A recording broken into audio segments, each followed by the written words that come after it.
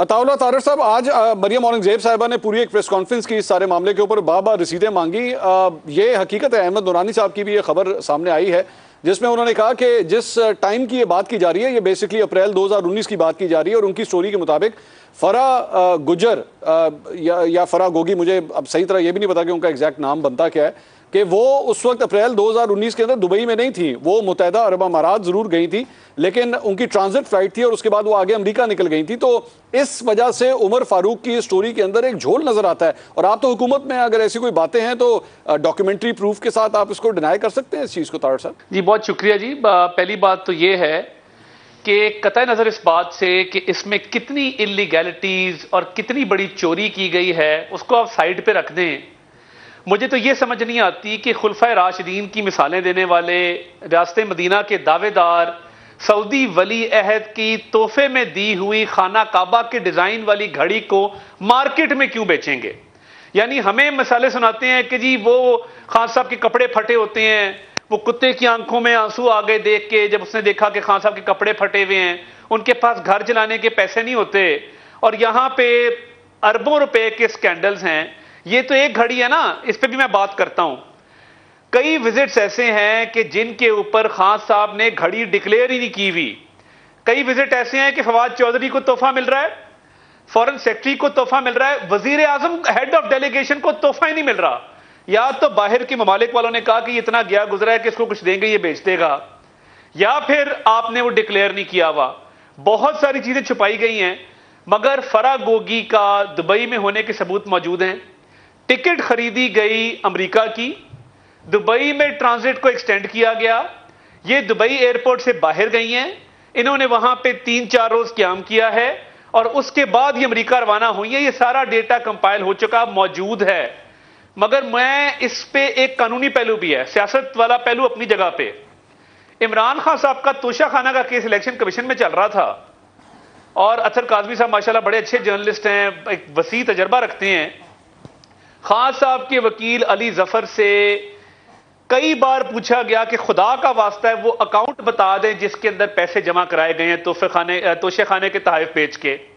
उन्होंने कहा जी आप हमें पूछ नहीं सकते, आप मजाज अथॉरिटी नहीं है, आपका दायरा इख्तियार नहीं है, हमें सुप्रीम कोर्ट पूछे, आप क्यों पूछते हैं? जब ये बात तस्लीम कर ली गई और ये एडमिटेड फैक्ट है before a court of competent jurisdiction the election commission कि जी हमने इस अकाउंट में पैसे, बैंक अल-फलाह के अकाउंट में पैसे जमा कराए थे, मगर हमने बैंक स्टेटमेंट आपको नहीं देनी। इलेक्शन कमीशन का आप ऑर्डर पढ़ें। इलेक्शन कमीशन ने फैसला जारी करने से पहले एक खत लिखा स्टेट बैंक को। स्टेट बैंक से खान साहब के तमाम तर अकाउंट्स की तफसीलात तलब की गई। जब वो तफसीलात आई तो पता लगा कि जो तोशे खाने के तहफ बेच के पैसे मिले थे और दावा किया गया था कि ये अकाउंट में जमा कराए गए हैं, ना उनकी डेट्स आपस में मैच करती हैं और ना वो अमाउंट मैच करती है। ये कितनी अच्छी स्टोरी है कि इस्लामाबाद का एक वॉच सेलर था, वो दुकान बेच के बैरून मुल्क चला गया, उसने ये रसीद दे दी। आप अच्छा, और मजे की बात, आपने जिस दिन घड़ी बेची है उसी दिन तोशा खाना में आपने कैश जमा करा दिया है। तो इसका मतलब ये हुआ कि आपने घड़ी तोशा खाना में जमा नहीं कराई, आप मार्केट गए इधर F6 इस्लामाबाद में, आपने एक दुकान का दरवाजा खोला, अंदर जाके सऊदी वली अहद का तोहफा बेचा है और उससे जो कैश मिला आपने जाके सरकारी खजाने में जमा करा दिया है, और वो भी 2 करोड़ रुपया जमा कराया, जबकि 50% जमा कराना लाजमी था। अब मंसूर साहब ये इशू नहीं है, इशू इससे बड़ा है। इशू इससे बड़ा ये है कि बुशरा मानिका साहिबा जब घर पे बैठती थी और फरा गोगी साहिबा के जरिए पूरा एक रैकेट चलाती थी, खान साहब को अकेले चले एक्सप्लॉइट किया गया, खान साहब की अथॉरिटी को मिसयूज किया गया। बात उस माइंडसेट की है, उस क्रिमिनल माइंडसेट की है जिसके तहत पंजाब में पोस्टिंग ट्रांसफर के पैसे लिए जाते थे। बात उस क्रिमिनल माइंडसेट की है जिसके तहत फाइलों को पहिया लगाने के लिए एक